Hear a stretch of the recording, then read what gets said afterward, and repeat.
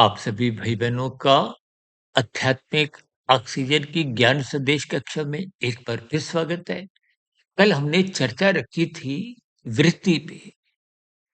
आज हम चर्चा करने जा रहे हैं प्रवृत्ति पे।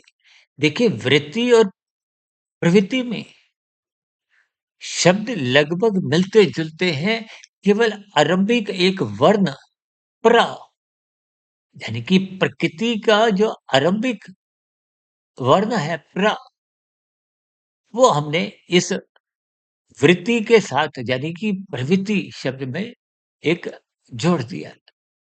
ये प्रवृत्ति का मतलब जो आपकी हमारी एक सहज स्थितियाँ होती हैं। आपका हमारा शरीर देखिए पृथ्वी, जल, अग्नि, वायु, आकाश का बना है।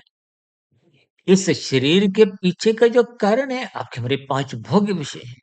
देखिए ये पृथ्वी, जल, अग्नि, वायु, आकाश के सूक्ष्म भूत क्या हैं? गंध, रस, रूप, स्पर्श, शब्द। इन्हीं को ही तकनीकी रूप से भोग विषय कहा जाता है। यानी कि माता के गर्भ में आपका हमारा जो शरीर का निर्माण हुआ है, वो भोग विषयों का ही परिणाम है। इन स्थितियों को देखिए ज्ञान पूर्वक समझें। भोग दृष्टिकोण से तो फिर बात उलझ जाती है, बात समझ नहीं आती। इसका मतलब क्या है कि आपका हमारा शरीर, स्थूल शरीर, ये सहज ही 5 ज्ञानेंद्रियों के स्तर पर 5 भोग्य विषयों को भोगना चाहता है। उस भोगने के दृष्टिकोण से ही आपके हमारे कार्य होते हैं अच्छे-बुरे। लेकिन जब आप श्रद्धापूर्वक सत्संग करते हो, आपके जीवन में धर्म प्रथम स्थान पे बना रहता है। धर्म का अभिप्राय धारण करने की उस वृत्ति से है, उस विचार से है, जिसके अंतर्गत आप दूसरों को पीड़ा नहीं देते, कानून का पालन करते हो, शास्त्र सम्मत कर्म करते हो। यही तो शास्त्रों में कहा गया है, ये करो, ये मत करो। जो मना किया गया है, से आपने बचना है। जैसे आप कोई यंत्र खरीदते हो ना, तो उसमें उत्तर एक पुस्तिका मिलती है, जिसमें कहा जाता है ये करो, ये मत करो। यही शास्त्रों में लिखा है, ये करो, ये मत करो।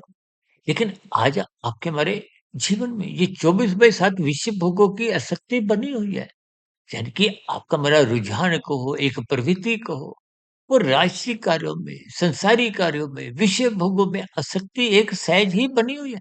क्योंकि आपका हमारे शरीर का 5 विषय भोगों से एक सजातीय संबंध है। यानी कि एक साधारण मनुष्य की जो एक प्रवृत्ति है, वो विषय भोगों को भोगने की बनी रहती है। इसीलिए शास्त्रों में कहा गया सत्संग करो, सत्संग करो।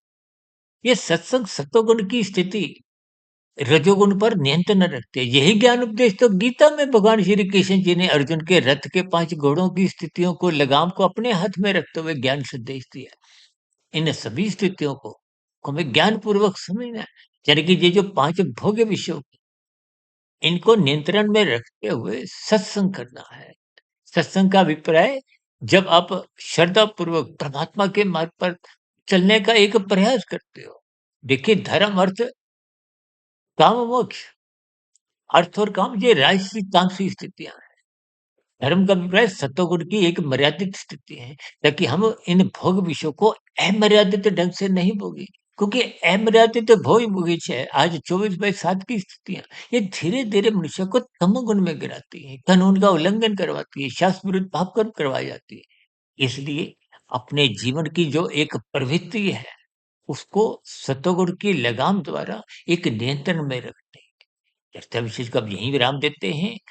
कल एक नए शब्द निवृत्ति को, जो कि एक सात्विक स्थिति की स्थिति है, यानी कि सात्विक स्थिति के अनुसार उस पर चर्चा रखेंगे। चर्चा विशेष को यहीं विराम देते हैं। आप सभी भाई बहनों का आज की चर्चा प्रवृत्ति को लेते हुए सुनने के लिए बहुत बहुत धन्यवाद।